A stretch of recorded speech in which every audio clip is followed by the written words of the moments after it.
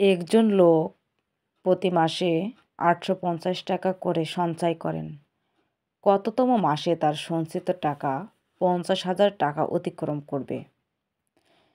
এখানে অবশ্যই আমাদের ভাগ করতে বলা হয়েছে ৮৫০ ভাগ ৫০,০০০। উত্তরটা হবে ক্রমবাচক সংখ্যায়। তাহলে আমরা ৫০,০০০কে আমরা ভাগ করব।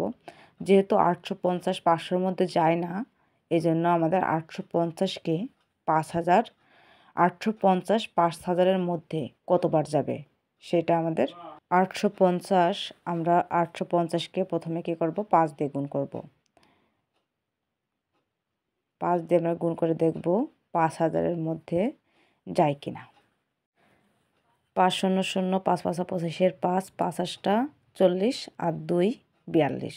এখানে হচ্ছে কত, ৪,২৫০ টাকা। দেখো ৫,০০০-এর থেকে ৪,২৫০ টাকা অনেক কম।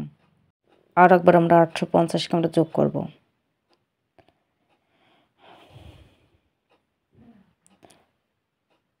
০, ৫ আর ৫ ১০-এর ০, হাতে ১, ৮ আর ২ ১০, আর হাতের ১ ১১-এর ১, আর হাতে ১ ৪ ৮ ৫। তাহলে দেখো বন্ধুরা, এখানে হচ্ছে ৫,১০০ টাকা। ৫,০০০ থেকে ৫,১০০ টাকা কিন্তু বেশি হয়ে যাচ্ছে। ১০০ টাকা এখানে বেশি হয়ে যাচ্ছে, ভাগের ক্ষেত্রে বেশি নেওয়া যাবে না। তাই আমরা কী দেব, ৫ দিয়ে আমরা ভাগ দেব। ৫ দিয়ে ভাগ দিলে হচ্ছে ৪,২৫০ টাকা। আমরা ৫,০০০-এর নিচে লিখব ৪,২৫০। ০, ৫ আছে কত হলে ১০-এর সমান যায়, ৫ হলে। হাতে ১, ২ আর ১ ৩, ৩ আছে কত হলে ১০-এর সমান যায়, ৭ হলে। হাতে ১, ৪ আর ১ ৫, ৫-এর পিছে মিলে গেলে ২২ বসে না।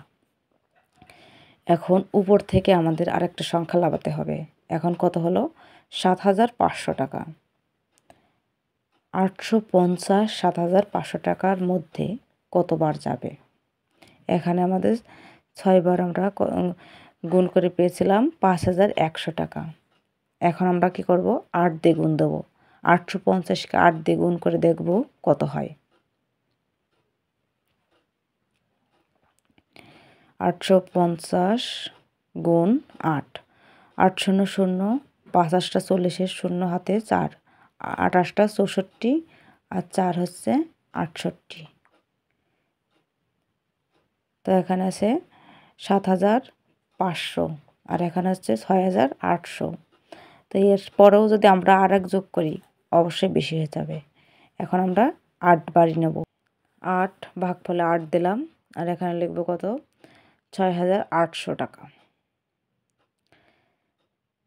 ০ ০, ৭ আছে কত হলে, ৮ আছে কত হলে ১৫ সমান যায়, ৭ হলে। তাহলে ৫৮ হচ্ছে ভাগফল, আর ৭০০ টাকা ভাগশেষ থেকে যাচ্ছে। ৫৮তম মাস হওয়ার পরও ৭০০ টাকা বাকি থাকছে।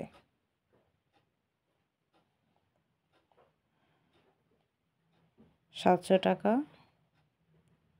বাকি থাকছে। সুতরাং ৫৮-র সাথে আমাদের ১ যোগ করতে হবে। ৫৮-র সাথে যোগ করলে কত হবে, ৬৯ মাস। উত্তর হবে ৬৯ মাস। তো বন্ধুরা, এই ছিল আজকের ভিডিওটা ভালো লাগলে অবশ্যই একটা লাইক করবেন। আমাদের চ্যানেল নতুন হলে চ্যানেলটা সাবস্ক্রাইব করে আমাদের পাশেই থাকবেন। ধন্যবাদ সবাইকে।